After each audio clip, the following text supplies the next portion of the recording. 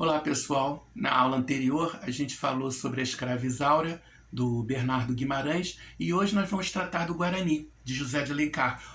Aliás, um dos romances mais importantes do José de Alencar, aquele que deixou a sua marca na nossa literatura. O José de Alencar deixou a sua marca e o Guarani também.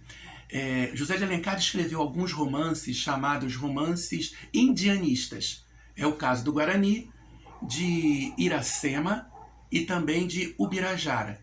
Grandes personagens protagonistas de romances que eram indígenas. Isso porque o indianismo se tornou uma marca do romantismo. Os escritores românticos viam no índio a marca do herói nacional. Na Europa, por exemplo, o romantismo buscou o seu passado heróico e histórico e encontrou a Idade Média. Bom, o Brasil não tinha sido descoberto na época da Idade Média. O passado brasileiro era aquele que existia aqui nessa terra antes dela ser descoberta. Era o índio. E aí os escritores, os autores, principalmente Machado de Assis, começaram a idealizar o passado histórico do indígena no Brasil.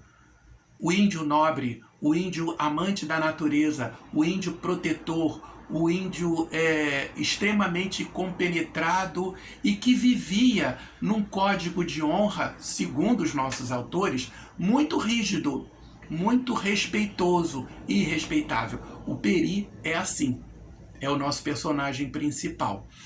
Eu não vou aqui fazer um resumo da obra, como eu fiz na Escrava Isaura, porque este resumo vocês já têm no texto que eu envio para vocês junto com esse vídeo. O resumo já está lá.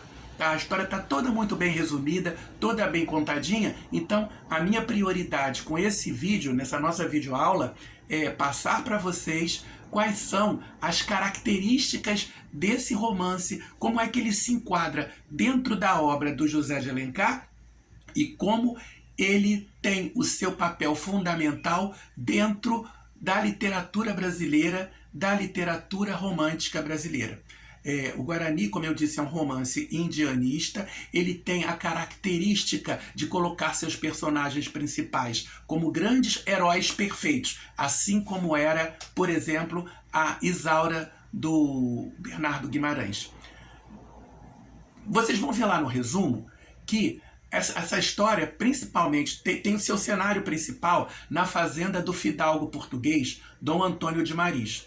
Um fidalgo, um homem nobre, importante, ligado à nobreza portuguesa, que vem aqui para o Brasil e que tem uma fazenda, uma propriedade, e essa propriedade, ela é descrita, isso não é dito no resumo, mas ela é descrita quase como se ela fosse um castelo medieval, porque ela fica à beira de um penhasco, tá? De uma grande ribanceira, e as pessoas só têm acesso a ela por um lado, porque pelo outro lado tem o grande penhasco. Então ela fica tipo uma fortificação, como se fosse um castelo medieval. Então ali já começa a se desenhar o cenário da nossa história. Dom Antônio de Maris era casado, tinha uma filha, Ceci, que tinha a representação física de uma europeia. Ela era uma moça loira de olhos claros. Ele também tinha uma filha bastarda, que ele teve com uma índia, né? Um caso fora do casamento. E essa moça, a Isabel, representava a típica beleza brasileira. Isabel era linda e morena.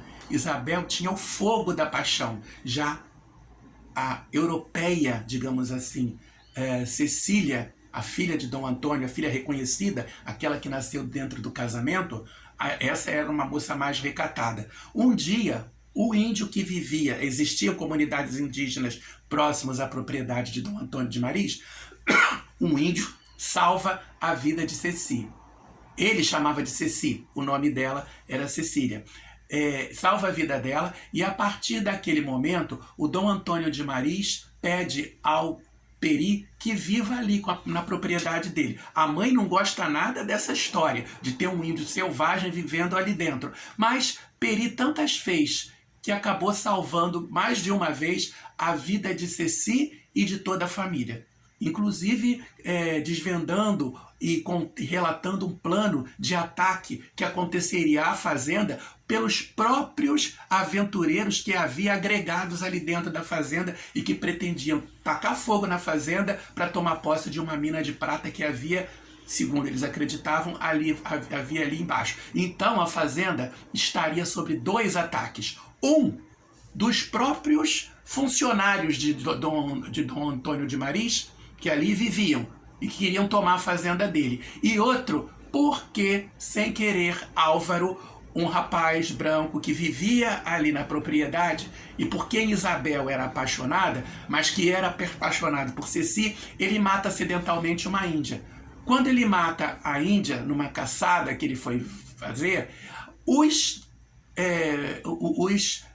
compatriotas, digamos assim, da Índia, querem se vingar matando a Ceci. Mataram a nossa filha, mas a gente mata a filha do outro, né? E aí eles tentam invadir a fazenda para matar todo mundo. Então eram 2 focos inimigos. E o Peri é o grande herói que vive aventuras mirabolantes e aventuras que, segundo a cartilha dos grandes romancistas, elas iam atingindo seu ápice quando o capítulo estava terminando. Naquele momento crucial, o capítulo acabava e ficava um gancho armado para o capítulo seguinte.